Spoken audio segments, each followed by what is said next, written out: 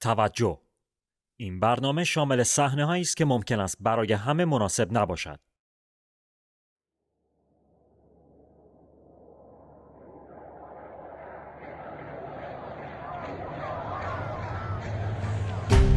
اصلا باورم نمیشد که چرا باید به خاطر یه حجاب یه دختری رو به قتل برسونن. خشم و نفرت من 100 برابر بیشتر شد با این قتل حکومتی. یه حسی بودش که منو موظف کرده بود بیام تو خیابون. همونجا با خودم تصمیم گرفتم که من هم اضافه میشم و این تنفر خودم رو از جمهوری اسلامی فریاد میزنم. جمع شده بودیم همه با هم، یک صدا هم صدا، تا اینکه موتوریا اومدن. آرم سارالله رو روی سینه‌شون دیده بودن. با اون فردی که شلیک کرد به چشمم یه لحظه چش تو چش شدم. یان اسلحه رو گرفت بالا، 3 بار پشت سر هم. هیچ وقت صدای ترکیدن چشمم از یادم نمیره.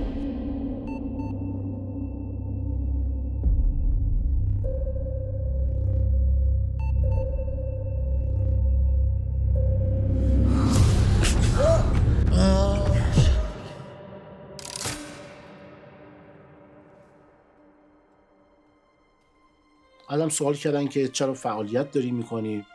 اگر این کارتو بخوای ادامه بدی عواقب خیلی خوبی برات نخواهد داشت. هر روز یکی از این بچه‌های آسیب‌دیده چشمی رو احضار می‌کردن. 2 سربان تمام نیروی انتظامی به دنبال شماره تخت من تو سالن بخش گشتن. نمیدونم از چه نهاد و نیرویی ریختن تو خونمون. من قشنگ زدم تو صورتم، گفتم وای بدبخت شدم. زنگ زد به من گفتش یا شکایت رو پس میگیری یا میام میکنیم تو گونی، جنازت هم تحویل خانواده‌ات نمیدیم.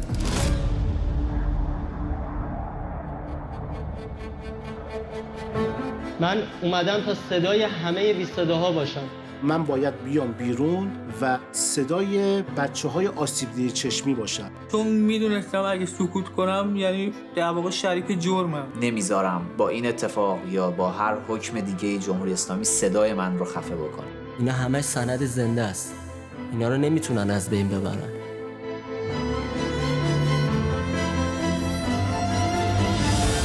با یک چشم هم میشه آزادی رو جشن گرفت. من سرکوب نمیشم. یک عقیده سرکوب نمیشه.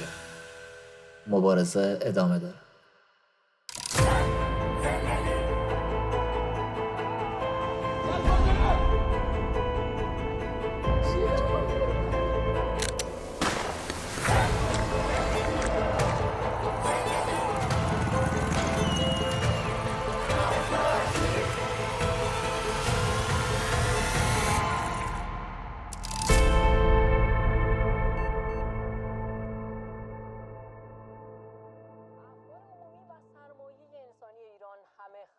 شده و بیزاری.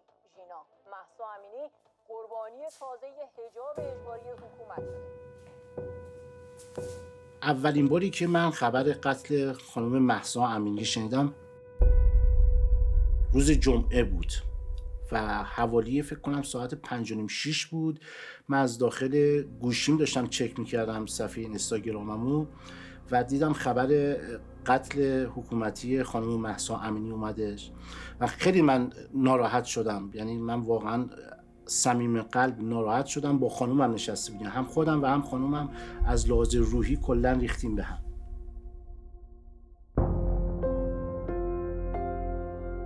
اصلا خیلی ناراحت شدم، جا خوردم که چطور به این راحتی یه دختر رو برای مسافرت اومده بود، غریب بود تو این شهر. دیدم که از توی بیمارستان مادر پدرش گریه می‌کردن. چرا توی مملکت ما باید به خاطر یه حجاب یه دختری رو به قتل برسونن؟ اونم میتونم بذارم جز خواهر خودم، چون خودم خواهر دارم.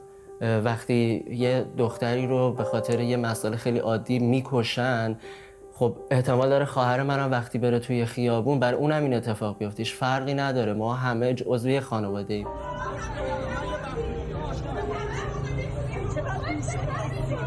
جمع اینجا فردا نوبت دختر شما هم هست بشینید اینجا بشینید. تجمعاتی داشت از مقابل بیمارستان کسری شکل می‌گرفت. خب با دیدن این خبر هم من هم همه ما ایرانی ها هم خیلی متاثر شدیم هم خیلی خشمگین.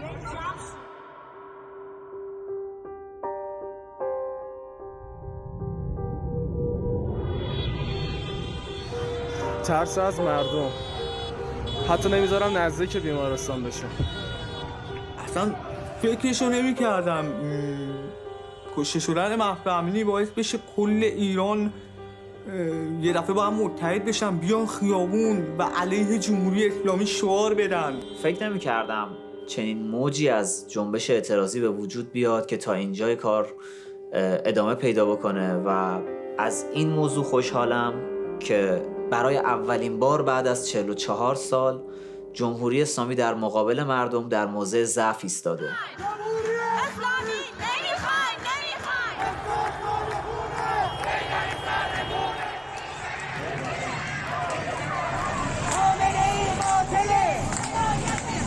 من اولین کسی رو که متهم میکنم شخص خود علی خامنه‌ای هستش. خشم و نفرت من 100 برابر بیشتر شد با این قتل حکومتی و یه جرقه دوباره تو من زده شد که باید یه کاری انجام بدم. بهزاد همراهی هستم، متولد سال 1358. اصالتم گیلانی هستش و حدود 30 سال هستش که ساکن تهران و کرج هستم. متأهل هستم و دارای 2 فرزند، 1 پسر و 1 دختر.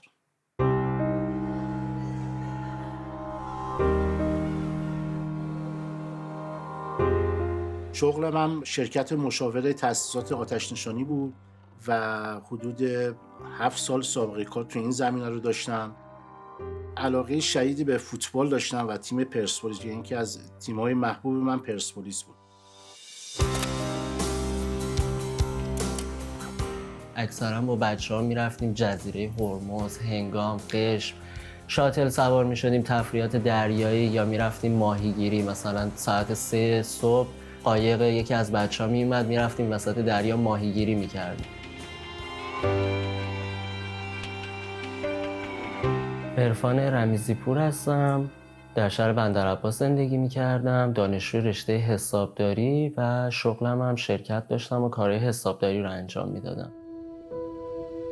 وقتی مهسا کشته شد یه حسی بودش که منو موظف کرده بود که باید بیایم تو خیابون و برای همین حس غیرت میگن، یه حس اینکه بخوای دفاع کنی از حق و حقوق دیگران و برای همین به نظر من مردمم این حس رو داشتن که توی خیابون اومدن، چون دیدن واقعا مظلومانه یه شخصی کشته شده و این اتفاق ممکنه برای خانواده خودشون هم بیافته.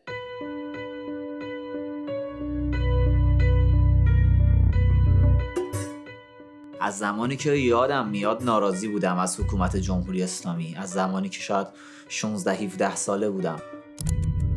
به 2 بخش تقسیم میشه: نارضایتی‌های فردی و نارضایتی‌های اجتماعی. سامان هستم، شاید خیلی‌ها به اسم سامانیست در اینستاگرام بشناسن منو.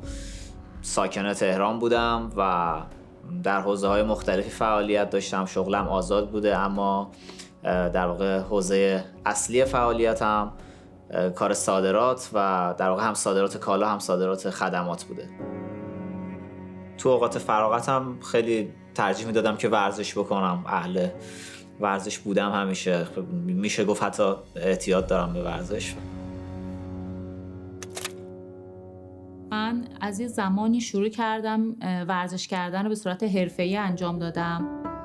خب من قبلا هم ورزش میکردم ولی از یه تایمی من وزنم خیلی بالا رفتش و حدود 90 کیلو شدم و کم کم شروع کردم ورزشم رو ادامه دادم. بعد تصمیم گرفتم که مدرک مربیگری من بگیرم.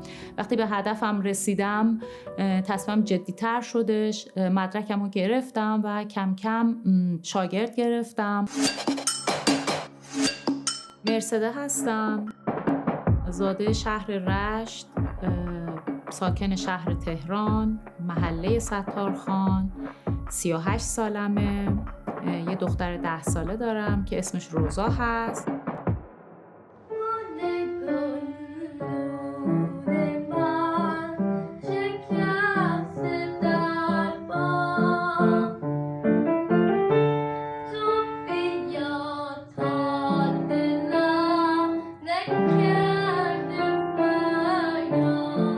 واقعا دوست دارم که تو آینده یه خواننده خیلی معروف و بزرگی بشه، چون استعدادشو داره و همیشه بهش میگفتم که روزا سعی کن به این هدفت برسی و توی کشور خودمون، توی ایران بتونی یه کنسرت خیلی بزرگی بذاری.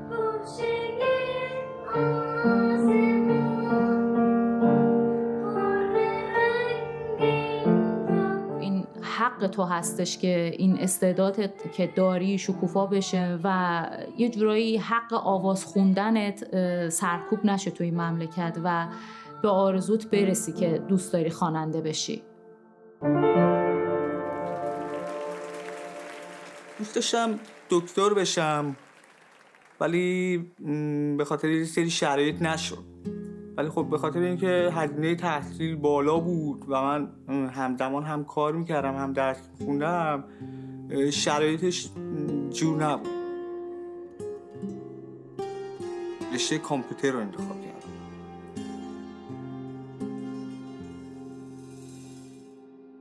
حسین نوری هستم، 25 ساله، متولد اردبیل، ساکن تهران. پدرم بازنشست، مادرم معلم. یه برادر کوچیک‌تر از خودم دارم. تو قسمت خدمات درمان نیروهای مسلح تو بیمارستان ولیعصر کار میکردم. ستاد نیروهای مسلح شامل ارتش، سپاه، نیروی انتظامی، یگان ویژه، نوپو و نیروهای دیگه بود. من 1 سال اونجا کار میکردم. کار من پذیرش بستری، واریز حقوق، بازنشستگی، فیش حقوقی و خدمات درمانی بود برای افراد نظامی. فردای روزی که مهسا این توسط حکومت کشته شد، کلا جو بیمارستان ما عوض شد، چون بیمارستان ما در واقع پشت ستاد فرماندهی بود. داخل کوچه یاسمی، اون ورش بیمارستان خاتم الانبیا، اون ورش ستاد فرماندهی، این ور عقیدتی سیاسی. بیمارستان ما که کلا محلی برای پذیرش بیماران بود، تبدیل شد به جایی که شروع کردن اسلحه ها رو آوردن تو بیمارستان، پخش میکردن بین نیروها، از آمبولانس استفاده میکردن برای تیراندازی و شلیک به معترضین. کلا بیمارستان جوش عوض شده بود. من این چیزا رو میدیدم اصلا وحشت کرده بودم که چجوری همچین چیزی ممکنه. حالم داشت به هم میخورد از اینکه اینا دیگه چه موجوداتی هستن و چطور میتونن اینقدر راحت بیان مردم رو سرکوب کنن. به خاطر چی؟ به خاطر یه اعتراض، به خاطر نارضایتی که سالها مردم رو خفه کرده. من قطعاً برای اینها به خیابون رفتم، برای حق و حقوق فردی خودم و حق و حقوق جامعه خودم و آینده‌مون رو به تباهی. واقعا روحیه مطالبه گری در ذهنم بوده و احساس میکنم خب اکثریت مردم ایران این روحیه مطالبه گری رو تو ذهنشون دارن و اگر هم ندارن باید داشته باشن.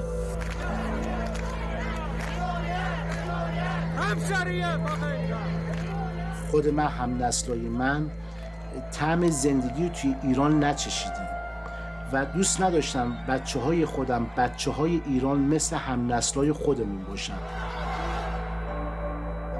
از روزی که اعتراضات زن زندگی آزادی شروع شد، من هر روز که میرفتم سر کار، بعد از پایان کارمون که ساعت 5 بعد از ظهر بود، من خودم رو میرسوندم به تجمعات.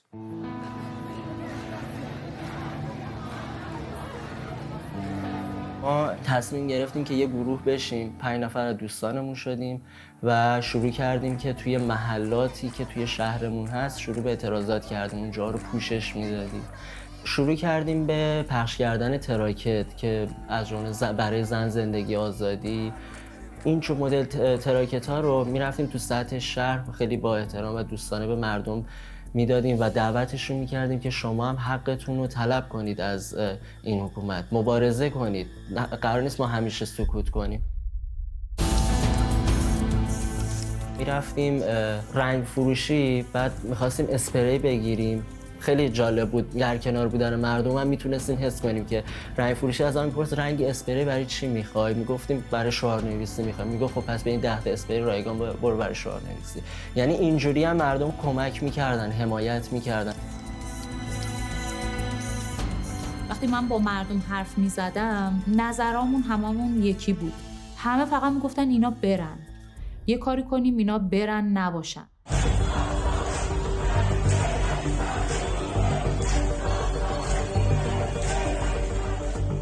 میدونستم خطرناک هستش ولی میرفتم، چون برام اهمیت داشت این موضوع که بتونم یه قدمی تو این مسیر بردارم. مادرم هم با من میومدش همیشه، چون میگفتش که من سنم بالا هستش، بذار با تو بیام، چون تو انقدر حالت تهاجمی داری نسبت به اینا. شاید مثلا کسی کاری بهت نداشته باشه، مثلا اذیتت نکنن، ولی به نظر من اصلا هیچ فرقی نداشت، چون اینا رحم نداشتن اصلا. از بچه سن پایین بگیر تا آدم 60 ساله 70 ساله براشون فرقی نداشته. جمعه پسر بیچاره رو گرفتن زیر پل ستارخان. ما هم بوق ممتد میزنیم، مامورا ما رو با کلت به خاطر بوق ممتد زدن با کلت مردم رو تهدید میکنن. به قدری وحشتناک شده بود که اصلا خودی رو میزد. یگان‌ویژه اومده بود لباس شخصی رو زده بود، لباس شخصی یگان‌ویژه رو زده بود. یگان‌ویژه اومده بود تو بیمارستان ما، 5 دقیقه بعد همون لباس شخصی اومده بود بیمارستان ما. اونجا هم همدیگه رو دیدن افتادن به جون هم، اصلا همینجوری جا خوردیم. سر چی ندارن دعوا میکنن؟ گفته بود برای چی اونجا منو زدی، من از خودیم فلان به همون. ولی خب به قدری فضا داغون بود اصلا هیچکی به هیچکی رحم نمیکرد. حتی ما مورد داشتیم مداحو گرفته بودن به حد مرگ زده بودن. تو خیابون داشته رد میشوره، دیده دارن دخترها میزنن، دخترها رو مداحی به غیرتش برخورد، رفت گفت برای چی ناموس مردم میزنی؟ گرفتن باتومو زدن تو سرشون، کلا اصلا داغون شده بود سر و صورتش. اونم اومده بود بیمارستان ما. و حتی یه مورد داشتیم مستند بیت رهبری بود، گرفته بودن برده بودن تو ون، میگفتن آره میخواین لخ بشین، اونم برایش گفته خفه شو من 7 جدم چادریه. اصلا خیلی اوضاع خراب بود. میگم هیچکی به هیچکی رحم نمیکرد. آدمایی که حتی کنار خیابون وایستاده بودن اونا رو میزدن، میبردن. من جلوی چشم خودم توی تئاتر شهر، اصلا صحنه خیلی وحشتناک بودش که یه پسری رو گرفتن انداختن رو زمین و قشنگ کلت گذاشتن روی شقیقش.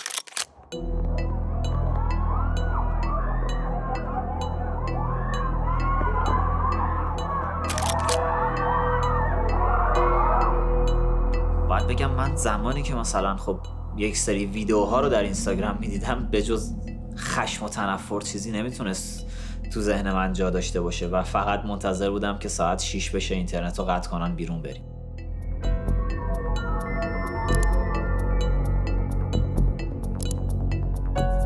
داخل کرج بودیم ما هفته اولو، خیلی شلوغ شد و اصلا کنترل شهر از دست نیروهای حکومتی کلا دیگه خارج شده بود و فقط بی‌پروا فقط تیراندازی میکردن با تیر جنگی ساچمه اینا که یکی از آقایون جلوی چشم من با کلی ساچمه، یعنی از گردن به پایین کلا ساچمه خورده بود و جلوی من افتاده بود پایین که چند تا از دوستان اومدن بغلش کردن که به یک نقطه امنی برسونن که فقط بتونن زنده نگرش دارن.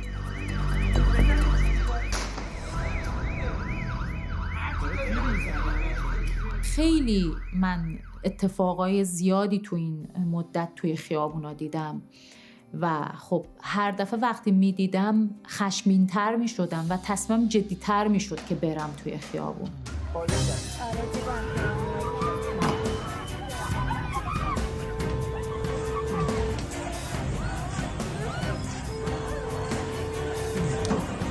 زد.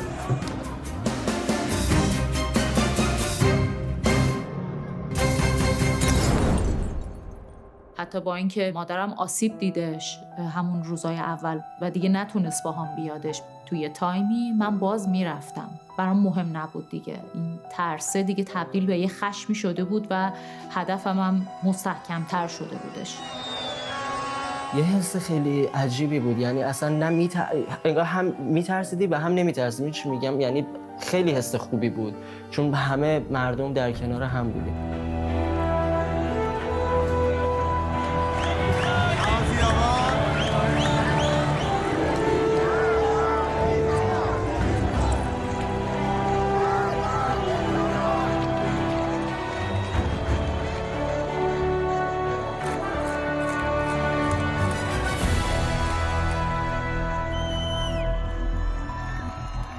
ترس من یا میتونم بگم بقیه آدم ها از زمانی ریخته شد که وقتی که ما هممون کنار همدیگه تو خیابون بودیم و این ترسه از بین رفت، یه جورایی شجاعت جاشو گرفتش و این شجاعت تکثیر داشت میشد بین مردم.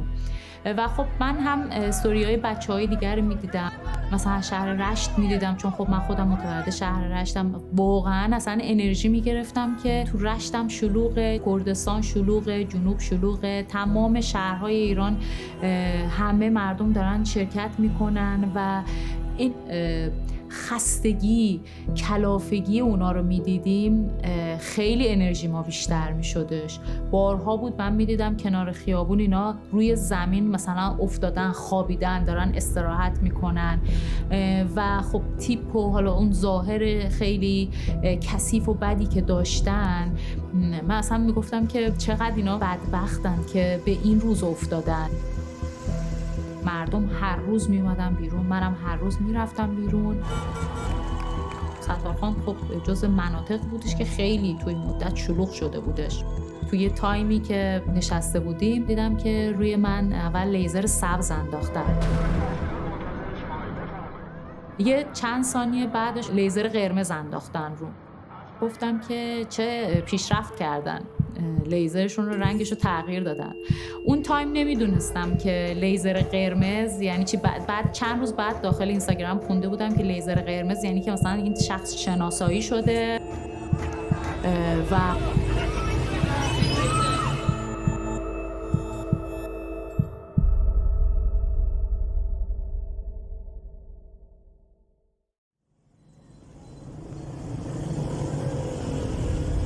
میدون ولیعصر 29 شهریور. 29 شهریور شد. من از سر کار داشتم برمیگشتم، با اینکه میدونستم قرار جمعیت شلوغ‌تر بشه، خیابون به قدری شلوغ بود که اصلا ماشین نمیشد رد بشه. خیابونا رو بسته بودن و کنترل جمعیت دست مردم بود. و خب من وقتی دیدم وسط میدون دخترامون دارن شعار میدن، دارن تو صف اول مبارزه میکنن، این باعث شد من تکون بخورم و جای خالی خودم رو حس کنم بین مردم. شاید تیر بخورم، شاید زنده برنگردم، ولی خب دیگه رفتم.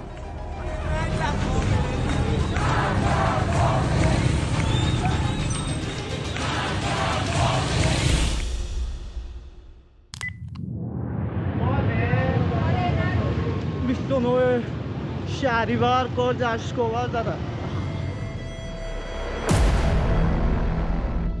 ساعت 6:30 بود، ما داشتیم شعار میدادیم. حتی یادمه از بولوار کشاورز تا خود میدون ولیعصر جمعیت زیاد اومده بودن، جمع شده بودیم همه با هم، یک صدا، هم صدا، تا اینکه موتوریا اومدن.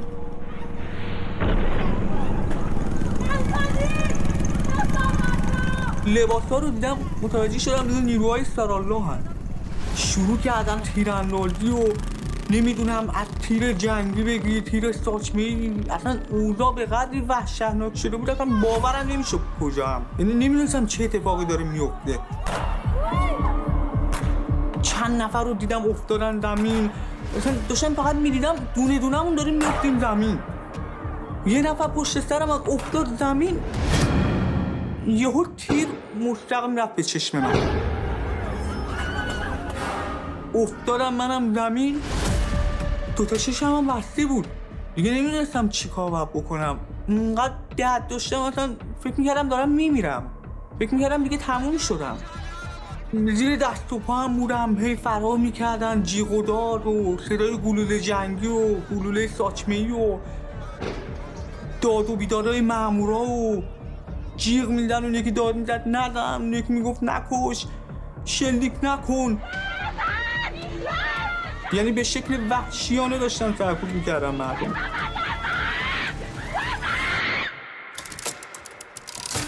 تاریخ 23 مهر شنبه بود، حدود 4:30 بود که آماده شدم. مثل همیشه خداحافظی کردم، در رو بستم و روزا در رو دوباره وا کرد، اومد محکم منو بغل کردش و اینا. گفتم که این چی بود؟ ما الان خداحافظی کردیم، چرا من دوباره بغل کردی؟ گفت ما مثلا میشه حالا امروز نری؟ گفتم نه دیگه، مثل هر روز میرم برمیگردم تا ساعت 9:30 شب اینا برمیگردم. گفتم باشه. حالا من همیشه یه تیکه بهش همیشه میگم، مثلا احساساتی که زیاد میشه میگم که مثلا هندی بازی در نیار. خندید رفتش.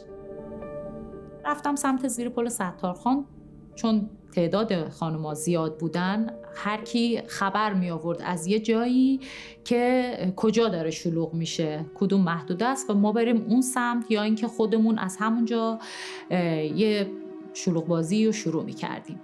تازه نشسته بودیم، یه چند دقیقه بود نشسته بودیم. من دیدم که کنار ایستگاه اتوبوس جلوی من فاصله مثلا 2 متر 10 تا موتوری اومدش، همه لباس شخصی و خب ماسک داشتن، موتوراشون هم ماسک داشتش و من حتی کلت هم دسته یکیشون دیدم که برگشت به من به این اشاره که پاشو با اسلحه داشت و هم گفت پاشو.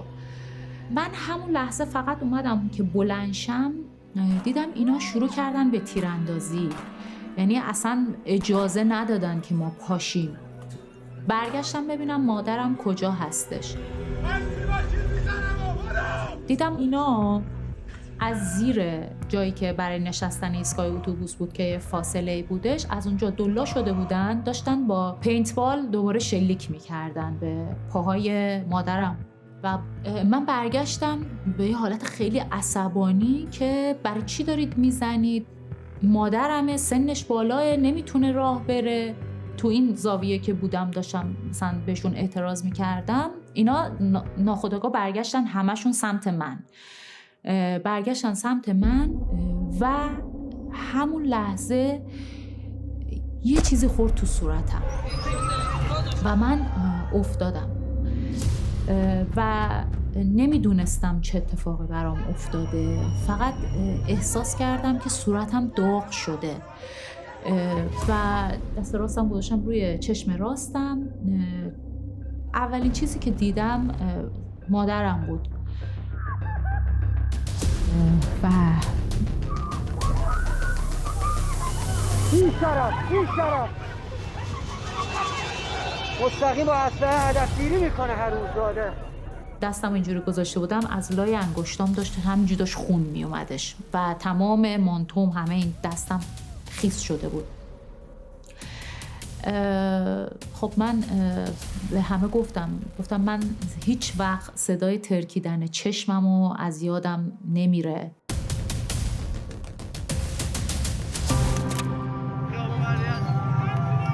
افتاده بودم زمین، چشامم نمیتونستم باز کنم، اینقدر حالم بد شده بود. ولی خب یه نفر اومد دست منو گرفت، منو برد توی کوچه خلوت کرد منو زیر ماشین و من متوجه شدم یه دختر خانومیه. حتی به من گفتش که صدا نکن، هیچی نگو، بذار اینا برن، تو رو خدا کاری نکن، هر لحظه ممکنه بیان ما رو بگیرن. اومدن تو کوچه مامورا، من زیر ماشین بودم، چند نفرم گرفتم به وحشیانه کردن تو ماشین، به حد مرگ زدنش، صدای زدنش رفته تو گوشم میومد.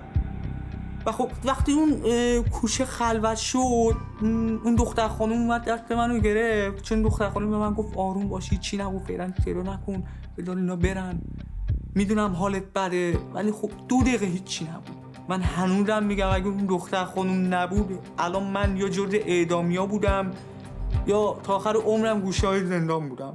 یعنی انگار خدا برای من یه فرشته نجات آورد. اون دختر خانوم باعث شد من نجات پیدا کنم.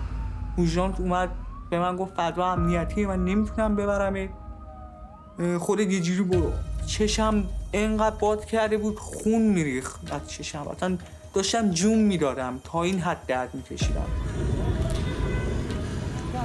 با دختره رفتیم بیمارستان اول، اونجا پذیرشمون نکردن. رفتیم یه بیمارستان دیگه، متوجه شدم اونجا هم نیروی امنیتی ریختن، همه رو دارن میزنن و به حد مرگ کتک میزنن و میبرن.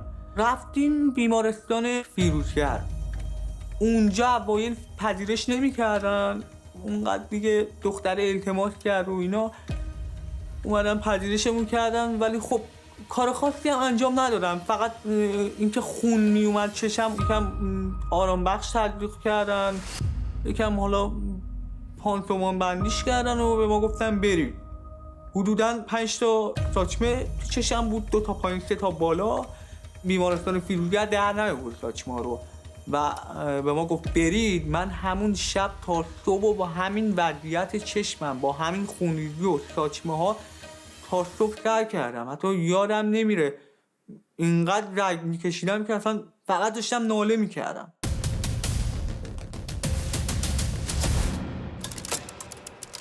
شنبه 9 مهر ساعت 8 و 10 دقیقه شب بود که من با موتور ضلع شمال شرق میدون ولیعصر بودم.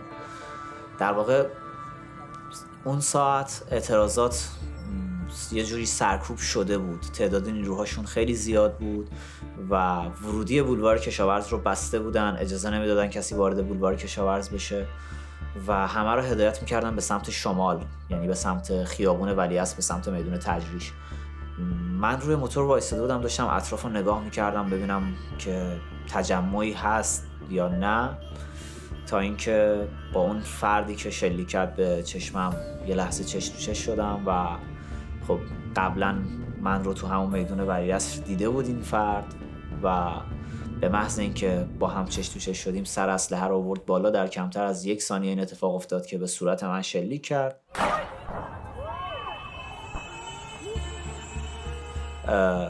من احساس کردم که شاید به سرم برخورد کرده و یه شکستگی توی ابروم دارم و فوری با موتور فرار کردم.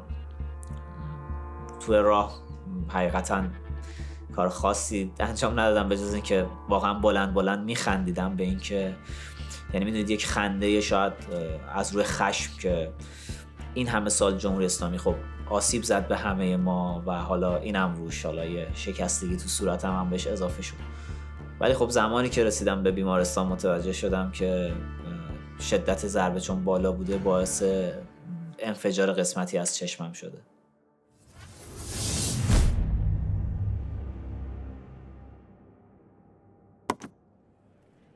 بیمارستان تهران فاصله خیلی زیادی نداره تا میدون ولیعصر و پزشکای اونجا گفتن که در اثر این ضربه قسمتی از چشمم منفجر شده و مهمترین جراحت چشممه در حال حاضر و باید حتما به متخصصی چشم مراجعه بکنم و به خاطر همین اونجا صرفا یه سرم بهم زدن و یه باند و پوشش گذاشتن روی چشمم و یه مقدار هم مورفین تزریق کردن و از اونجا من رفتم به بیمارستان نور.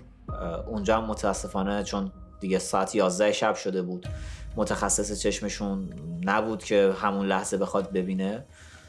یه خانم رزیدنتی اونجا بودن که ازشون پرسیدم امیدی به بینایی هست؟ ایشون گفتن فکر نمی کنم ولی به فارابی مراجعه بکنید. خب تقریبا ساعت 12 شب بود، اورژانس بیمارستان خیلی شلوغ بود. 2 تا سربان تمام نیروی انتظامی نشسته بودن دم در اورژانس و مجروحین خیلی زیادی به اونجا منتقل شده بودن. اما خب خوشبختانه اون شب دکترها و پرستارهای بیمارستان فارابی خیلی برخورد خوبی داشتن و سعی می‌کردن که به نوعی حتی محافظت بکنن از آسیب دیدگان.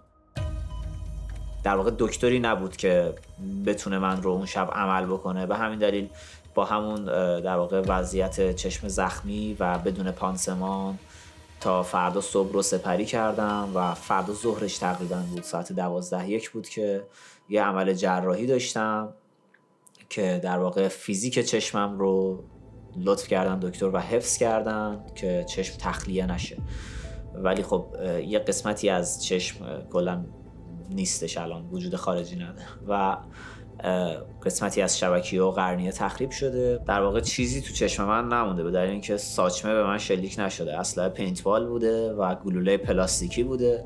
نقطه برخورد گلوله تقریبا این قسمت بوده و از شدت برخورد و انهدام صورت چشم ترکیده و بینایی رو برای همیشه از دست دادم و حتی نور رو هم نمیتونم حس بکنم، با چشم چپ البته. فقط میتونم بگم فاجعه بود، فاجعه. همین که پرستار داشت این سرم شستشو رو داخل چشم میزد، من میدیدم دستاش داشت میلرزد، خودش وحشت زده شده بود اون پسره. و همش من به دکتر میگفتم که آقای دکتر تو رو خدا فقط بهم بگو چشم تخلیه شده، ریخته بیرون، تو چه وضعیته. هی به من میگفتش که نه چشت سر جاشه ولی اوضاعش خیلی خرابه، اوضاع چشت، و اصلا نمیتونست دست بهم بزنه، یعنی کل صورتم همه جاش درد میکردش. ما گفتم برید بیمارستان فارابی. ما سمت بیمارستان فارابی رفتیم. اون شب هم شب فراخوان داده بودن و خیابونام خیلی در کل شلوغ بودش و دقیقاً شبیه هم بودش که زندان اوین آتیش زدن. وقتی که رسیدیم بیمارستان، زمانی که میخواستم ما رو پذیرش کنن، از قبلش به همون گفتن که اصلا نگید که تیر به چشمت خورده، بگید که مثلا یه حادثه دیگه رخ داده واسه چشت، سنگ خورده تو چشمت. و ما همه حرفمون رو با هم یکی کرده بودیم که مثلا من داشتم کنار اتوبان راه میرفتم و یه سنگ از زیر لاستیک کامیون در رفته و خورده توی چشمم. حالا یه جورایی نمیدونم شک کرده بودن خودشون، چون تو اون هفته‌های اول خیلی آسیب دیده چشمی آورده بودن تو بیمارستان. خواهرم و پدرم هم اومدن بیمارستان، منو دیدن. خب خیلی شرایط وحشتناکی بود که مثلا اطرافیانت میبینن تو اون وضعیت رو و همشون ناراحت بودن، گریه میکردن. وقتی که بهم گفتن که چشت وضعیتش اینه که فقط نور میبینه و ما همش میپرسیدیم که خب امید هستش به بینایی، یعنی بینایی برمیگرده، باورمون نمیشد که امکان داره که هیچ وقت برنگرده. من انگار همونجا انگار فهمیدم دیگه کلن این چشم نمیشه و یه جورایی با خودم این موضوع رو حلش کردم.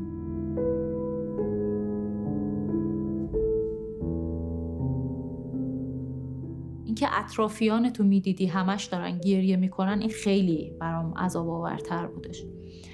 اون شب که من بستری شدم تا خود صبح که من رو تخت بودم، خواهرم پیشم بود و حالا من اصلا نمیدونم تو اون تایم خوابم میبرد یا بیهوش میشدم، دوباره به هوش میومدم و هر دفعه به هوش میومدم میدم خواهرم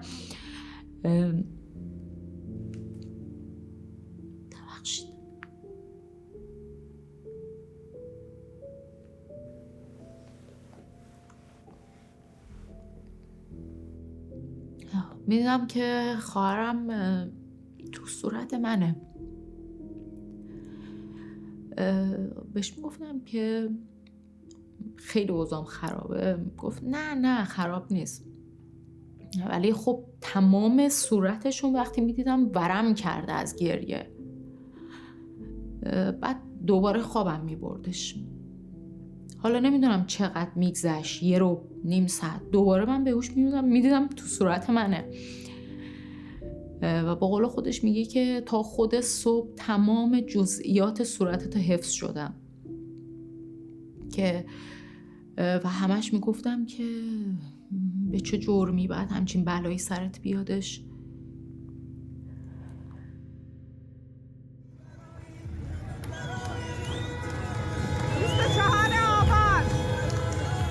24 25 26 آبان فراخوانایی بود که داده بودن 3 روز پشت سر هم تجمع خیابانی داشته باشیم. 24 آبان ما اومدیم گفتیم که همه بیام توی گلشهر تجمع کنیم که مامورا متوجه شن بیان تو گلشهر و مرکز شهر خالی باشه و اونجوری ما برگشتیم تو مرکز شهر، تونستیم مرکز شهر رو چند ساعت نگه داریم و اونجا اعتراض کنیم. یعنی یه دور زدیم مامورا که اون شب خیلی خوب انجام شد و تونستیم فعالیت بکنیم.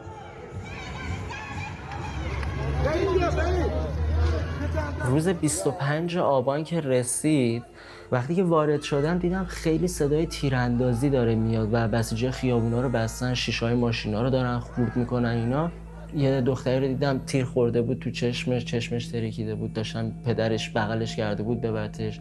یا مثلا پایینتر یه قفس داشتن، یعنی از این اتاق عقب ماشین میذارن، بچه‌هایی رو که دستگیر میکردن مینداختن داخلش و برای اینکه اذیتشون کنن اون داخل اسپری فرفل میزدن، درو میبستن که یه حالت زجرآور باشه براشون. این صحنه ها رو که میدیدم اصلا یه حالت کینه‌ای تر میشدم نسبت به این جمهوری اسلامی. با هزار مسیر و کوچه پس کوچه‌ای که بلد بودم خودم رو رسوندم به بچه‌ها و اونجا ما داشتیم میبستیم محله رو و شعار میدادیم، کوچه ها خیابونا رو بستیم، نذاشتیم با موتور بیان. و چون دیدن نمیتونن با موتور بیان، پیاده یه آرایش نظامی گرفتن، مثلا 10 نفر جلو همه با اسلحه شاتگان شروع کردن تیراندازی. یکیشون رو دیدم رفت پشت درخت، یکی از این بسیجی‌ها، یه فاصله 20 قدمی بودیم با هم دیگه، رفت پشت درخت، اسلحه‌شو دیدم. بعد اون لحظه چند تا لیزر سبز انداخته بودن رو سینه‌ام، متوجه شدم که نشون تیرم. لیزر دارن میندازه. اسلحه رو گرفت رو بروم، دید من کوتاه نمیام و دارم هنوز باش مبارزه میکنم، یان اسلحه رو گرفت بالا، 3 بار پشت سر هم شلیک کرد که توی صورتم که تیر خورد چسبیدم به دیوار و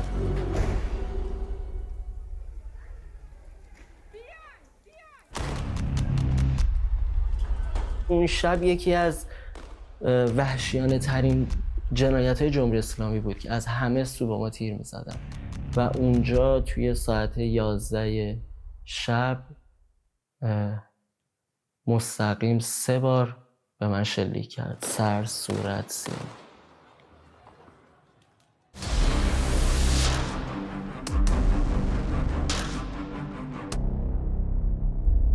اولش واقعا فکر کردم که دیگه تموم، عرفان تموم کردی، چون من سر، صورت، تو گلو، سینم، همه جای بدنم تیر خورد. گفتم عرفان دیگه من این شبایی میاد تو یادم قاطی میکنم. خیلی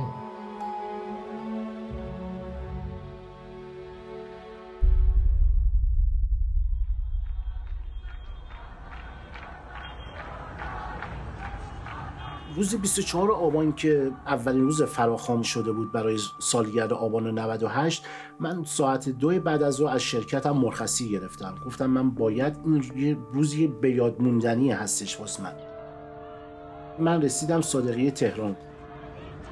حدود ساعت 8 تعدادمون خیلی زیاد شده بود. آخرین باری که اومدن دوباره سرکوبمون کرده بودن، از هر 3 طرف اومدن. از سمت آیت الله کاشانی اومدن، از سمت مترو از پشت اومدن و از داخل خیابون اعتمادیان اومدن و دیدیم که هی دارن به ما نزدیک میشن. ما هم دیدیم که خب وایسیم سوخت میدیم، اینا تعدادشون زیاد هستش، ما هم دست خالی نمیتونیم دیگه باشون مبارزه کنیم و شروع کردیم رفتن داخل کوچه. اولین ساختمونی که دیدیم درش بازه، هممون رفتیم داخل اون ساختمون و همونجا من بودم و یه دختر خانوم رفتیم پشت یه ماشین هایمای S7، اونجا سنگر گرفتیم. دیدیم نیروی سرکوبگر با همون شرایطی که با موتور داشتن می اومدن، با باتون تمام ماشینایی که توی پارکینگ بود همه رو داشتن خورد میکردن، با الفاظای خیلی رکیک، فحشای خیلی رکیک به کل بچه‌ها میدادن و شروع کردن به تیراندازی کردن و خب یه عده رو بازداشت کردن بردن و من و این دختر خانم خب که سنگر گرفته بودیم گفتیم خب اینجا فعلا جامون امن هستش و یه 2-3 دقیقه شده بود که گفتیم خب پس ما رو ندیدن. ردیابی میکردن با لیزر که ببینن کیا پشت ماشین هستش، حتی زیر ماشینا رو هم میرفتن نگاه میکردن که ببینن اگر کسی هست از زیر ماشین بچه‌ها رو بکشن بیارنشون بیرون. رسید به این دختر خانم که بغل دست من بود و این نیروهای سرکوبگر اومدن پشت موی این دختر خانم رو گرفتن و با الفاظای خیلی رکیک که اومدن اینو وردارن ببرنش. و این دختر خانم اومد مچ دست منو گرفت و گفتش که تو رو خدا نذار منو ببرن.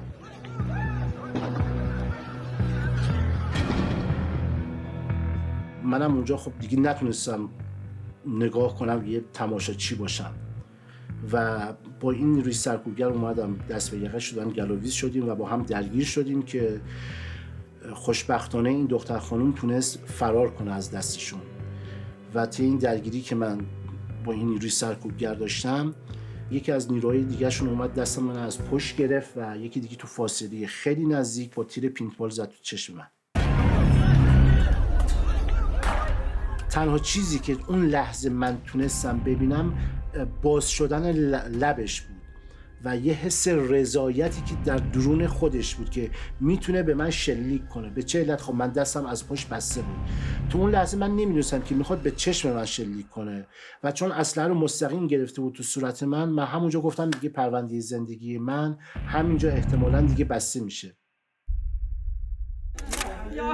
چیزه این موج انفجارشه. یا خدا ببینمت، یا خدا، یا خدا، یا خدا. وقتی که منو بردن داخل خونه تا میگم که 1 ساعت اولش اصلا گیج بودم و وقتی متوجه شدم دیدم که بالا سرم همه هستن و یه دکتر که توی اون شب چند تا دکتر بودن میمدن کسایی که زخمی میشدن رو مداوا میکردن. چون نه تجهیزات پزشکی بود نه هیچی، بیهوشی نبود، با دست شروع کرد دکتر ساچمای توی پیشونی و سرم رو در آوردن.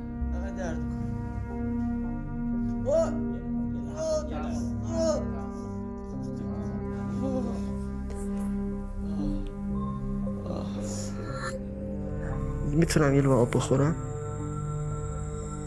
ولی از این بابت هم خیلی خیالم راحت شده بود که دوستام هستن که به کمکم میرسن. احساس تنهایی نکردم که بگم خب عرفان الان تیر خوردی دیگه کسی نیست کمکت کنه. ولی نه، دوستام، بچه‌هایی که اونجا بودن به غیر از دوستام همه کمک کردن. این اتحاد رو دیدم، حس کردم.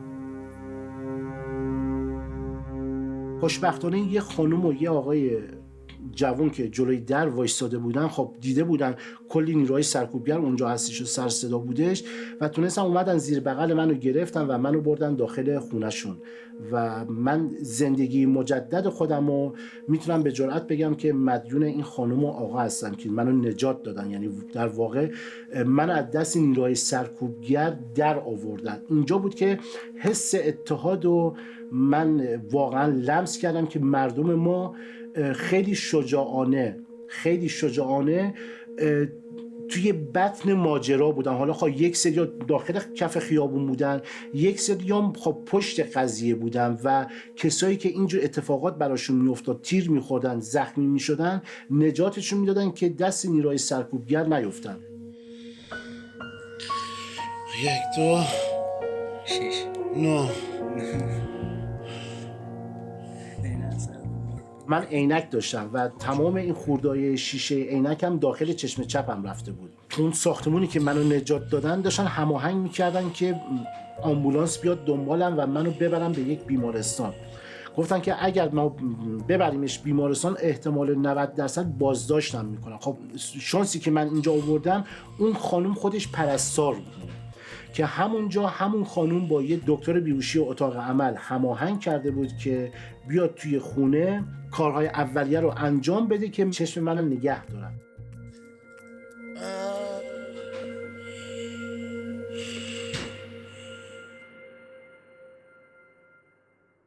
تا 3-4 روز اول متوجه نمی‌شدن که شبکیه پاره شده یا مردمک آسیب دیده یا کلا قرنیه پاره شده.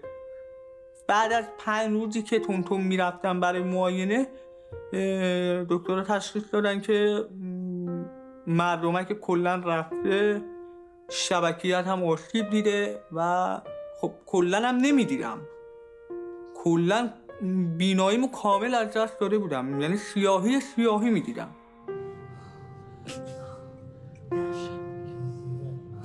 اولین عملم 10 آبان بود. قلیه عدسی مصنوعی گذاشتن توی چشمم، بیهوشم کردن.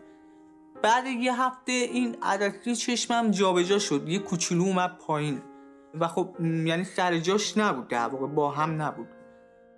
رفتم دکتر گفت دوباره باید عمل بشی و کار نیم ساعت 1 ساعت هست، بیهوشت میکنیم و میذاریم سر جاش. و خب عمل دومم انجام دادیم تو همون بیمارستان و کلاً 50 تا 80% هم بیناییمو از دست دادم دیگه.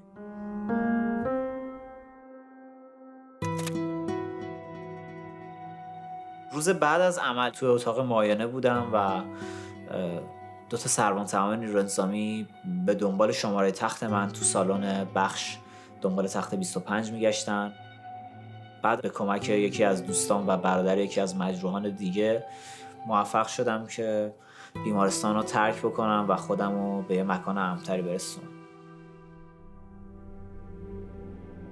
در واقع تنها یک عمل جراحی انجام دادم و به اعتقاد خیلی از پزشک‌ها عمل دیگه‌ای به جز عمل پروتز نمیشه انجام داد و فقط یه سری خدمات پزشکی باید انجام بشه مثل پروتز و ام‌آرآی مغز و بازبینی رگ‌های مغز و اینها، که اینا رو متاسفانه به دلیل عدم شرایط امنیتی نتونستم عمل جراحی پروتز رو انجام بدم و ام‌آرآی مغز و غیره. جولم زاده شلی که خودت ما شهرم نیزارم، من راویم و تاریخ خود شعر یادار که مرگ نسیانم. توی پرونده پزشکی گفتیم که چشمم سنگ خورده، نگفتیم که تیر پینت بال خورده. پرستار گفت چشمت سنگ خورده؟ گفتم آره. یعنی یه جورایی خودش هم انگار متوجه شده بود که دارم دروغ میگم. من فقط بهش برگشتم گفتم که میشه به هم بگی که چشم تخلیه میشه یا نه؟ گفت یعنی چی، این چه سوالیه میپرسی؟ گفتم نه، فقط خواهش میکنم اینو به هم بگو که من ذهنیت داشته باشم، بدونم دیگه یه عضوی رو از دست دادم و چشمی ندارم. چشمو به این صورت گرفت باز کردش. حالا همینجور که بازم میکرد باز قطره خون از کنار چشم میومدش. برگشت گفتش که نه، چشتو تخلیه نمی کنیم ولی اوضاع چشت خیلی بده. عمل چشم به حدود 3 ساعت انجام شد. وقتی که چشمو چک کردن دکتر برگشت بهم گفتش که ببین دخترم، این چشم دیگه یه عضویه که از بین رفته، امکان داره که تو آینده این چشم کوچیک بشه، خشک بشه، به چشم سالمت آسیب بزنه و ما مجبور به تخلیه کامل چشم بشیم.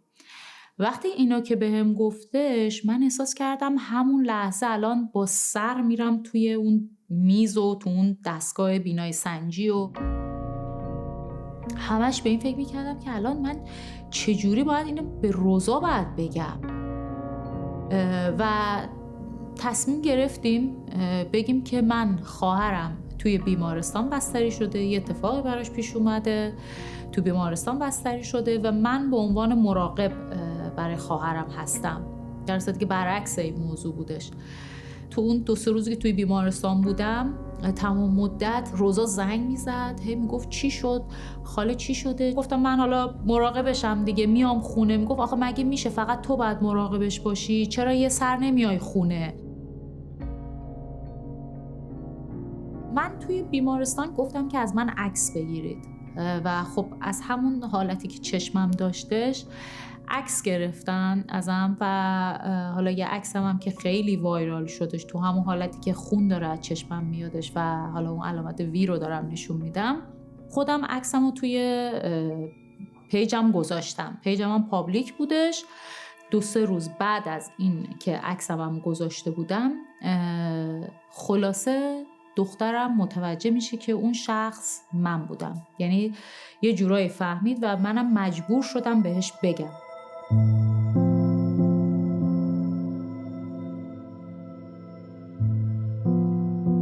خلاصه این بچه با اون بچگیش نمیدونم دیگه واقعا تو دلش چیا گذشت، ولی از اون روز اصلا واقعا میتونم به جرئت بگم این دختر خیلی قوی شدش.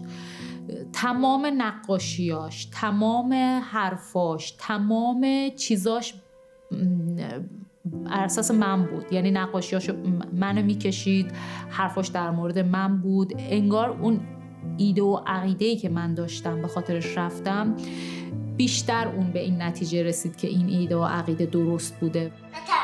نترسی با همه ما هست.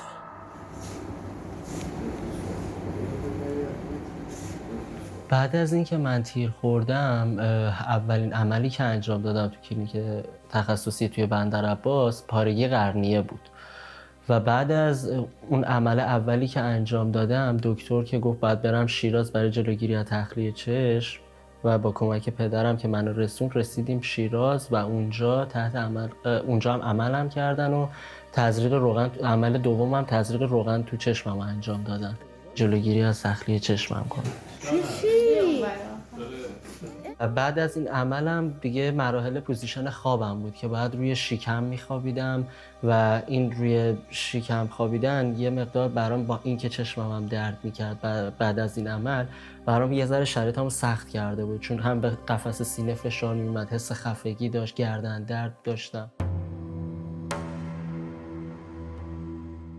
از لحاظ دیدم دکتر بهم گفت چون این ساچمه مستقیم از زردی چشت رد شده و مرکز شبکیت رو کنده، برای هیچ وقت دیگه دید مرکزی نداری و یه لکه سیاه داری. فقط یک هلال خیلی باریکی پایین چشمم میبینه، اونم خیلی تار، مگر اینکه اجسامی رو تا این فاصله مثلا 1 سانتی بگیرن من ببینم، در صورتی که اصلا هیچ چی رو نمیبینم. فقط تونستن زیبایی چشمو نگه دارن ولی بیناییشو نتونستن برگردن.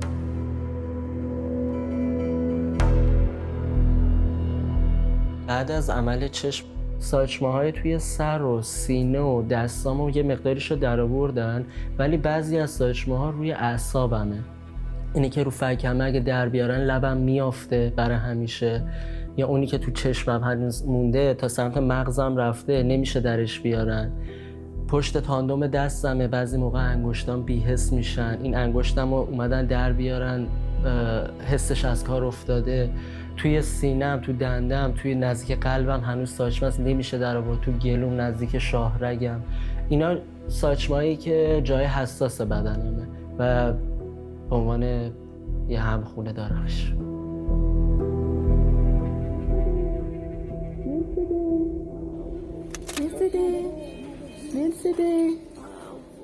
من چشم 2 تا عمل انجام شد روش. نصف شبکیه چشمم تخریب شده، از بین رفته.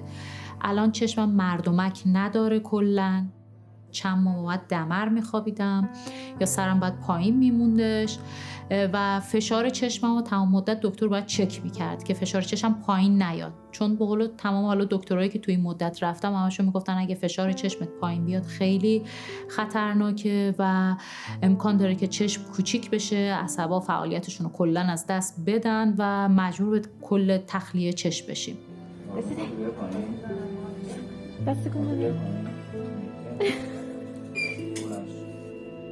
تو عمل سومی که انجام دادم دوباره روغن سیلیکون از چشم تخلیه کردن و دوباره تزریق کرد دکتر شبکیه و همزمان دکتر قرنیه هم چشممو عمل کردش و داخل چشمم یه لنز گذاشتن که رنگ چشممو تا حدودی حفظ بکنه.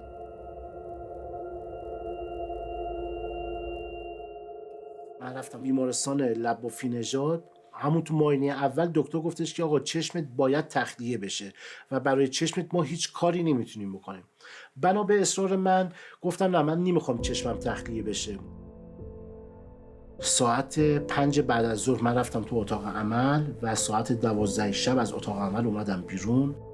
عمل اولم موفقیت آمیز نبود. فقط عملی انجام دادن که بتونن ساختار چشم منو حفظ کنن.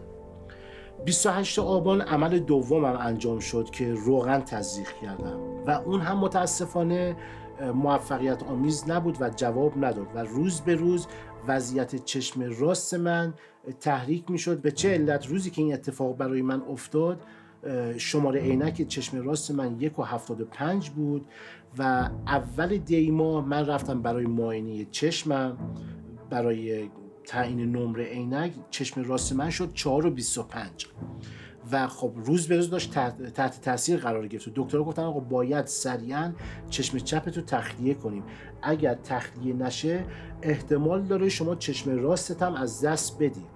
حتی نور گوشی که به من میخورد من نمیتونستم چشمو باز کنم، سردردهای شدیدی داشتم و خیلی شرایطم داشت سخت‌تر میشد. دیگه 17 دی ماه کامل چشممو تخلیه کردن.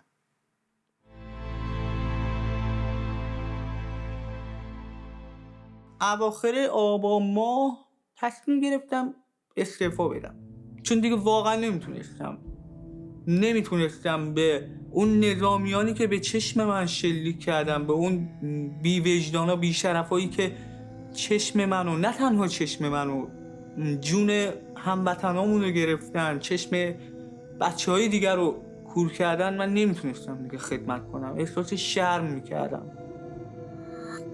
بعد من که استعفا دادم رفتم سرویس بهداشتی همون بیمارستان خودمون، تو آینه چشم‌بند رو وا کردم نگاه کنم ببینم وضعیت چشمم چجوریه. یکی از این همکارای عقیدتی سیاسی اومد به من گفت چی شده، مردم با سنگ زدنت؟ یعنی همونجا اصلا جا خوردم، اینقدر اعصابم به هم ریخت. میخواستم بگم آخه بی شرف، بی وجدان، مردم نمیزنن، این شماهایی که دارین میزنین مردمو، مردم دست خالی هن، شماهایی که دارین جون مردم تو خیابون میگیرین.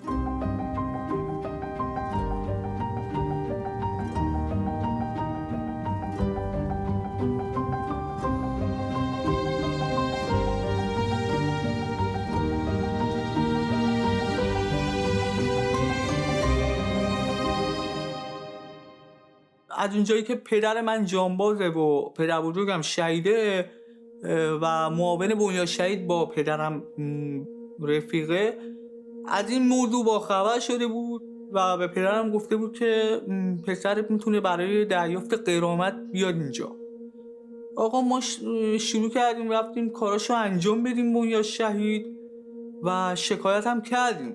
حتی چند روز بعد تلفنم زنگ خورد، کالر نامبر آن شماره ناشناس بود، زنگ زد به من گفتش یا شکایت رو پس میگیری یا میام میکنیم تو گونی، جنازت هم تحویل خانوادت نمیدیم. بعد اولش عصبانی شدم، گفتم بچرخ تا بچرخیم، هیچ کاری نمیتونی بکنی، یکم هم فوش دادم و قطعش کردم کلا. بعد همونجا اصلا پدر مادرم هم جا خوردن، خودم هم جا خوردم بخوره. آخر به خاطر اشکای پدر مادرم، چون پدر مادرم برگشتن گفتن تو رو خدا به خاطر ما هم شده این کارو نکن، بی خیال شو، بیا برو شکایت رو پس بگیر. به خاطر اشکای پدر مادرم مجبور شدم برم شکایت رو پس بگیرم. ولی خب بجاش اومدم یه جور دیگه تلافی کردم و رفتم تمام اشکامو پخش کردم.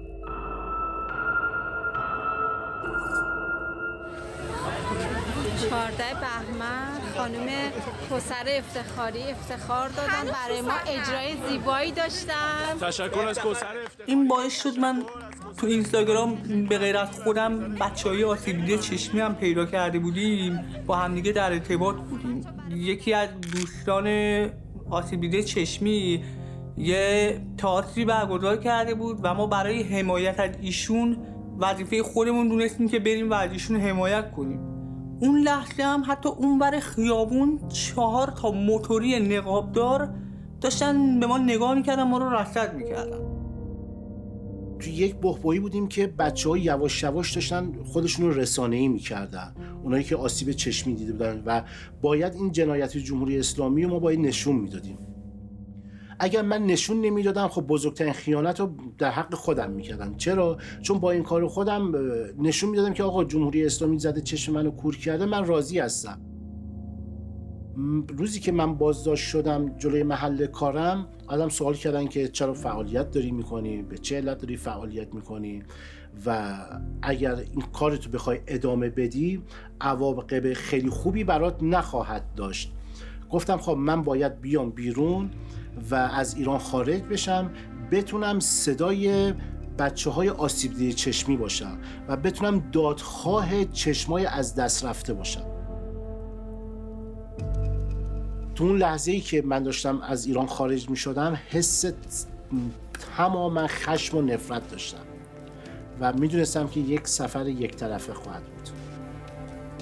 هر روز یکی از این بچه‌های آسیب دیده چشمی رو احضار می‌کردن و من میدونستم که به زودی نوبت منم قراره برسه و این اتفاق هم افتاد و شروع کردن تهدید و اذیت و آزار و من گفتم دیگه نمیتونم بیشتر از این بمونم و اگه بمونم اینجا دیگه یا باید خفه بشم، سکوت کنم. ولی خب این باعث شد من قید وطنم و قید خانواده‌ام و قید همه چیزم رو بزنم و از کشورم برم.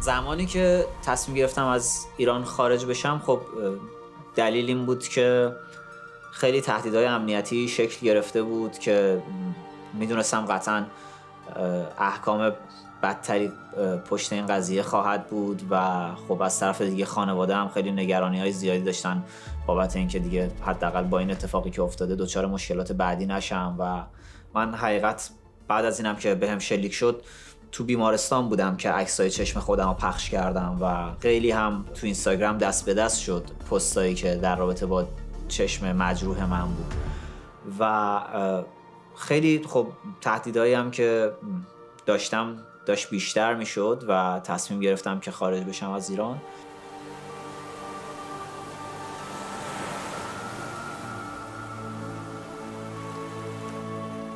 بوده واقعا روزهایی که درد داشته باشم. خب همونطور که مشخصه من طی 7 ماه 8 ماه گذشته هیچ اقدام درمانی بعد از فرارم از بیمارستان انجام ندادم، یعنی حتی من قطره‌ای هم توی چشمم نداشتم که بریزم و مستقیما با پزشک در ارتباط نبودم و هنوز هم وضعیتم از نظر اقامت تو کشور دیگه نامعلومه و دچار مشکلات اینچنینی هستم و به خاطر همین دائما سردرد و چشم درد رو ناحیه چپ صورتم دارم.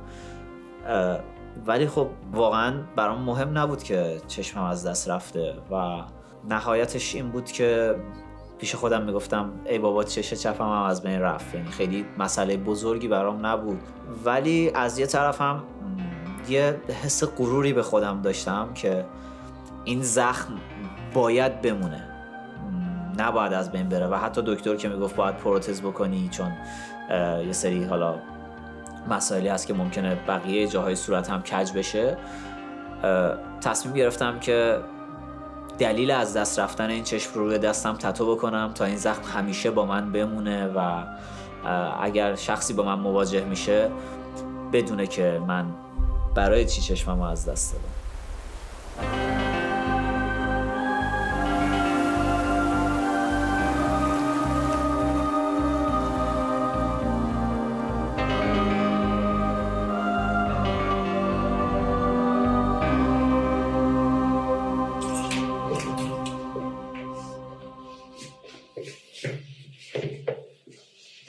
چراغ روشن خدا خفتون کنه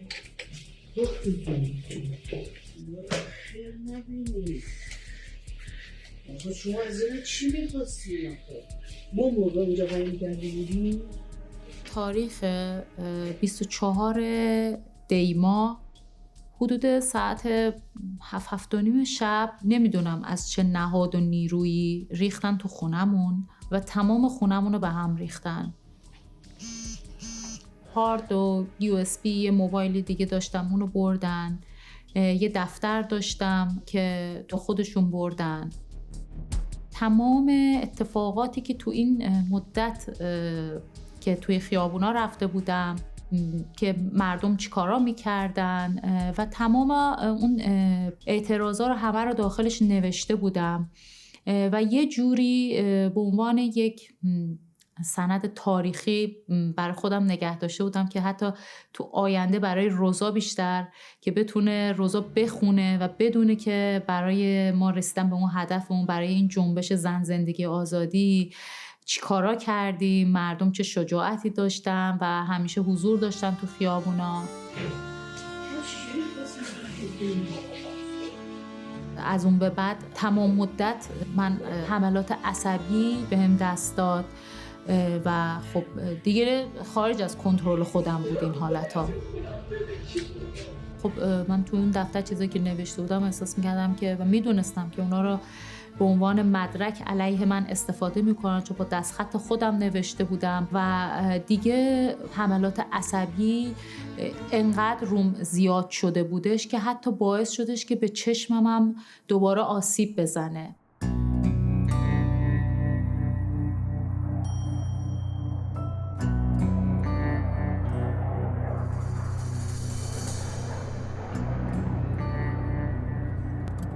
هیچ وقت دوست نداشتم که خیلی مثلا سریع و بدون مثلا تصمیم یا ناگهانی بخوام از ایران برم بیرون و خانواده‌مو رو ترک کنم. خیلی برای من اذیت کننده بودش و شنیده بودم میگفتن که وقتی که اینا سرشون خلوت بشه سراغ تک تکتون میان و همتون رو یا ازتون تعهد میگیرن، بازداشت میکنن و هزار تا کار دیگه انجام میدن. همین الانی که داریم میبینیم خب خیلی از بچهای آسیب دیده چشمی رو دارن اذیت میکنن، میگیرنشون، تهدیدشون میکنن و زندانیشون حتی کردن. این فکرها همه باعث شد کنار هم تصمیم بگیرم که دیگه بیام بیرون و زمانی که دیگه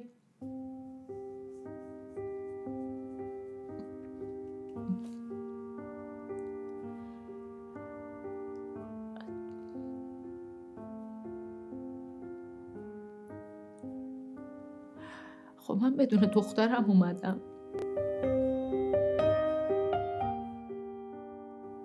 وقتی که هواپیما بلند شد تا مدت میگفتم که چی شد، زندگیم به کجا رسید. نه احساس پشیمونی میکردم، نه دوست داشتم همچین اتفاقی که زندگیم بخواد به هم بخوره پیش بیاد برام. و میگفتم یعنی دیگه خانواده‌مو نمیبینم، یعنی دیگه همه چی تموم شد. و اینکه بدون که بیام توی کشور دیگه بدونم از کجا باید شروع کنم، به کی باید از کی کمک بخوام، به کی باید پناه ببرم، خب اینا خیلی اذیت میکرد منو. دخترم هم با هم نبودش و امیدم این بودش که تو آینده که بتونم بیارمش.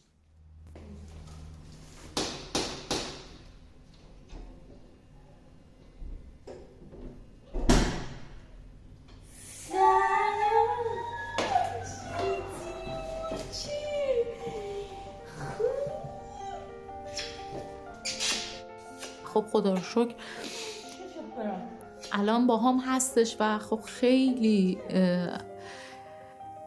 خوشحالم که با همه. ولی اینکه خب پدرم، مادرم، خواهرم رو دیگه نمیبینم خیلی اذیتم میکنه و همش میگم که امیدوارم و به اینکه این جنبش به نتیجه زودتر برسه تا بتونم برگردم، چون هیچکی دوست نداره کشورش رو ترک کنه، خانواده‌اش رو ترک کنه. همه میدونیم هیچ جای دنیا مثل ایران نمیشه.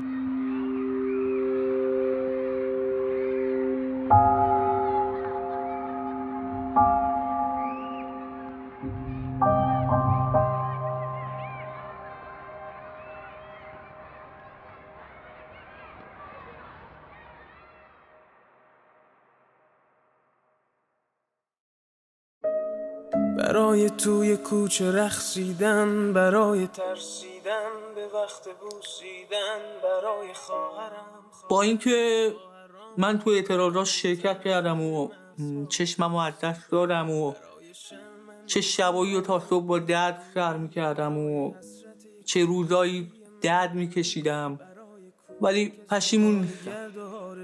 احساس شرمندگی هم نمی کنم. خودم به خودم افتخار میکنم. کار درستی انجام دادم. انقلاب هزینه داره و ما باید هزینه‌ش هم بدیم.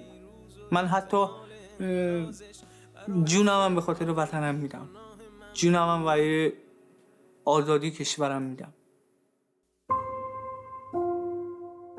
ماها سند زنده جنایتشونیم. خیلی جالبه، اینا میان توی تهران بیلبورد میزنن، بعد میگن در دروغگویان خیری نهفته نیست و ما داریم دروغ میگیم، در صورتی که من خودم تو شهرمون فقط هم تختیام که اون شب آسیب دیدیم، محمد حسین، عباس، میثم، فرید، حتی غزل هم از بندر عباس بود. این بچه ها همشون توی بندر عباس بودن و حتی خود دکتر 30 نفر دیگر از بندر عباس فرستاده شیراز و شهرهای دیگه. این آماری که اینا میدن غلطه، همونجوری که دارن دروغ میگن، مثل بیلبوردی که میزنن و این بعد جنایتشون خیلی بزرگتر از این چیزایی که میگن. تو همون بیمارستان رسول اکرم یهو دیدم به جز من 7 نفر دیگه هم چشمشون اینجوری شده. یکی کور شده کلن، اون یکی چشمش انقدر باد کرده. حتی من میپرسیدم چی شده، یکی میگفت پینتبال خورده، اون یکی میگفت ساچمه خورده، اون یکی چشمش چنان ترکیده بود که اصلا چشمشو باز میکردی هیچی نبود، نه سفیده بود نه سیاه، کلن خالی بود، چشمش ترکیده بود کلن. و من همونجا فهمیدم که من تنها نیستم و این اتفاق برای خیلی افتاده و هنوز هم رسانه‌ای نشده این اتفاقات. علی جان وضعیت چشمت چطوره؟ وضعیت چشمم الان چشم چپم که فعلا تغییری نکرده، همون جوری در حد نوره، حالت یه ابر سفید جلو چشممه. چشم راستم هم که یک کوچولو تغییر کرده، ولی بعضی موقع که خسته میشه چشمم همون دیدم ندارم، یعنی باید سرمو بگیرم پایین با ذره بین یا عینک که بتونم بخونم بنویسم. مستقیما علی یکی از بچه‌های آسیب چشمی که چشمش به شدت آسیب دید دارم ولی خیلی تاره. تو همون بیمارستان لبافی نژاد فقط من نبودم که چشمم تیر خورده بود، تو همون اتاقی که من بودم از اصفهان آورده بودن بچه‌ای که توی اصفهان چشمشون تیر خورده بود، بچه‌ای که از رشت چشمشون تیر خورده بود اومده بودن تو اون بیمارستان و از شهرهای دیگه هم بودن، از مشهد بودن، از کرمانشاه بودن، از بوکان بودن که چشماشون اونا رو از دست داده بودن که بیان برای مداوا. من بیخبر نذار، من حتما بازم تو این 2-3 روزه پیگیر وضعیت امیر که هستم یک طرف و پیگیر وضعیت چشمت هم هستم، دوباره بهت زنگ میزنم ازت خبرشو بهم بده وضعیت چشمت در چه حالی، کی عمل داری. باشه چشم. مواظب خودت باش. شما مواظب خودت باش آقا. قربونت بشم، ممنونم که فدات شم. مواظب خودت باش. قربونت برم. خداحافظ. خداحافظ شما. خداحافظ. خب خیلی ها بودن قبل از من اتفاق براشون پیش اومده بود، عکسشون رو نذاشته بودم، بعد من هم این اتفاق برای بچه‌ها یه سریشون پیش اومده بودش. من تو این زمان تنها شخصی که پیدا کرده بودم باش دوست شده بودم سامان بود، چون سامان فقط عکسش رو تو اینستاگرام گذاشته بودش و تو بایوی پیجم نوشتم به دنبال افراد آسیب دیده چشمی هستم. همین باعث شدش که کم کم دایرکت برام بیادش که مثلا فلان شخص هم آسیب چشمی هستش، بهش پیام بده با هم دیگه آشنا بشید و همین باعث شد که من با خیلی های دیگه آشنا بشم، با دخترها و پسرهای دیگه آشنا بشم، با هم دیگه دوست شدیم، الان هم با هم هممون دوست هستیم.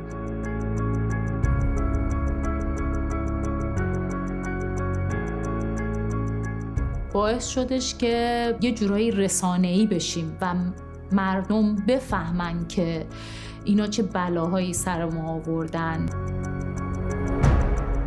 اگر بخوام با زارب خودم صحبت بکنم بهش میگم من معترض برای شما هم دارم اعتراض میکنم. در آینده ایران آزاد امثال شمایی که سالها در مقابل مردم ایستادید، قرار از پتانسیل های ایران، از آبادی ایران در آینده ایران بهره‌مند بشید. پس در واقع منی که دارم اعتراض میکنم، منی که دارم به هر نحوی در هر جایگاهی مبارزه میکنم برای آزادی و آبادی ایران، قطعاً باید این تو ذهنت باشه که بچه تو هم در آینده ایران تو اون آبادی قرار زندگی بکنه. فیش حقوقی ها رو من میدارم، فیش حقوقی ها رو ما میداریم. حقوقتون کلن 6-7 تومن بیشتر نیست. واقعا ارزشش رو داشت به خاطر 6-7 میلیون حقوق شرف و وجدان و انسانیتتون رو بفروشید و بیاین این همه خون بریزید، این همه جون هموطناتون رو بگیرید. شما هم از مردمید، مردم از شما هم. چند نفر از من سوال کردن، گفتن ارزششو داشت، یعنی چشمتو از دست دادی؟ گفتم ارزششو خیلی داشت. خودم شخصا راضی هستم از این کاری که انجام دادم. اگر من این کارو نمی کردم، تا زمانی که من زنده بودم میتونستم عذاب وجدان بگیرم که میتونستم اونجا یه کاری رو انجام بدم و چرا این کارو انجام ندادم. اون لحظه میتونست همون شخص، همون دختر خانوم من باشه، خواهرم باشه، دخترم باشه که تو اون شرایط گیر کرده بودن. و بابت این اتفاقی که افتاد من خوشحالم و به خودم افتخار میکنم. امروز این وظیفه رو به دوش خودم احساس میکنم که با آگاه سازی جامعه و سوق دادن جامعه به سمت مطالبه گری افراد بیشتری رو به مبارزه دعوت میکنم، حتی افرادی که در خدمت جمهوری اسلامی هستن. من صرفاً آزادی خواه نیستم، آبادی خواهم. ایران رو آباد دوست دارم ببینم. همه ما همین هستیم، دوست داریم ایران آباد داشته باشیم. من قبل از این اتفاق هم برای مدت کوتاهی مهاجرت کرده بودم، ولی خب باز برگشتم به کشور خودم، چون قطعاً ارتباطی که شما در کشور خودت با افراد جامعه خودت میتونی برقرار بکنی هیچ جای دنیا برات قابل انجام نیست. و حتی تو کشورهای دیگه هم به نظرم تنها امیدی که هنوز ایرانی‌ها دارن همینه که با هم همبسته هستن، با هم صدا هستن.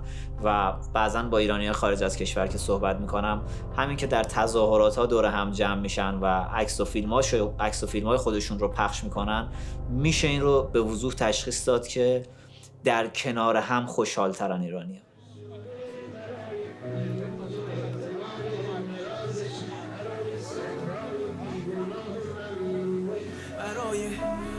گریه های بی وقفه برای تصویر گریه نکن، فدای سرت بشم من. همه چی خوب میشه، همه چی خوب میشه. همیشه آدم باید امید داشته باشه. پسر گلم، قربون سرت برم من. شما ها اینجا تنها نیستین ها. من عرفان هستم و به جرم خواستن یک زندگی نرمال و رسیدن به آزادی که حق هر انسان است به دست جنایتکاری مثل جمهوری اسلامی با شلیک گلوله در چشمم نابینا شدم. من فقط برای نجات جون خودم نیست که به اینجا اومدم. من اومدم تا صدای همه بی صداها باشم، صدای مهسا، نیکا، سارینا، کیان و هزاران هزار انسان آزادخواهی که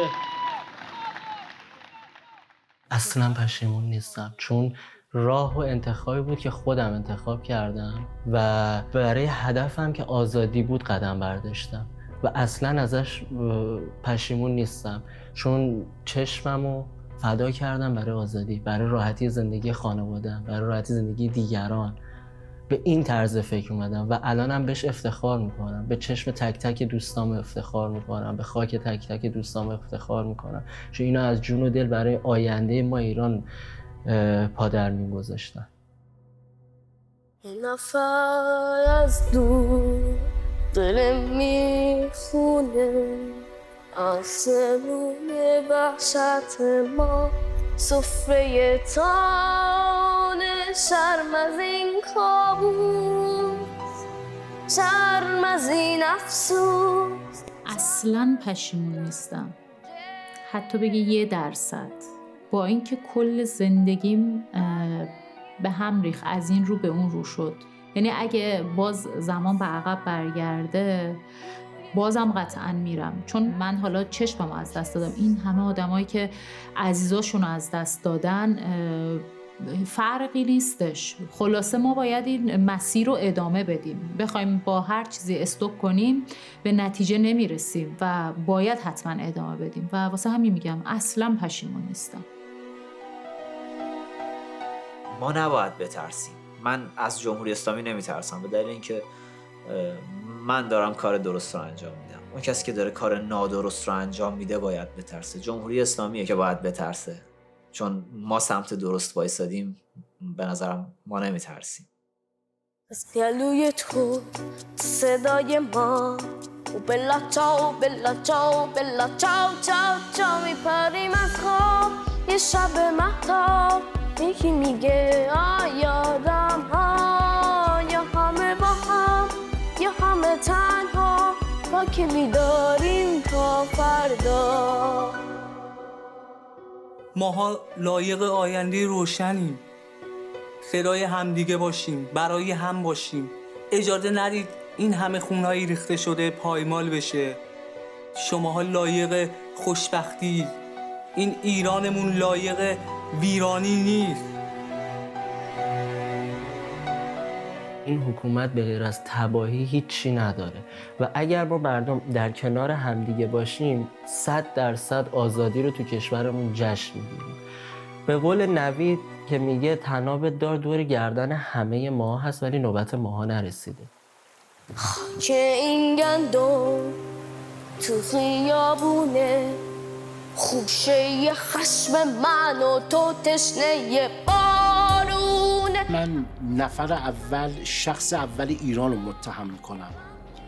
یعنی شخص اول ایران، رهبر ایران، کسی بودش که دستور شلیک به چشم‌ها رو داد و تویی که اومدی به چشم من و به چشم امثال مثل من شلیک کردید، آیا ارزشش داشت پول خون رو ببری سر سفره واسه زن و بچه‌ت؟ از گلوی تو صدای ما بلا چاو بلا چاو بلا چاو چاو چاو، همه با هم یا همه تنها، روز نو یا شب بی فردا، میپریم از خواب یه شب مهتاب. یکی میگه یادم ها. یه صحبت با دخترامون دارم، با دخترای شجاعمون. واقعا شجاعید. من شما رو تو خیابون دیدم، به خودم اومدم. شجاعت شماها باعث شد من تکون بخورم، به خودم بیام. زندگی آزادی یکی از بهترین شعارهاست. من واقعا به این شعار ایمان دارم. زندگی آزادی. حق ما کم نیست، زانوی غم نیست، قلب ما که دور از هم نیست. دنیای تازه این آغازه، پنجره تا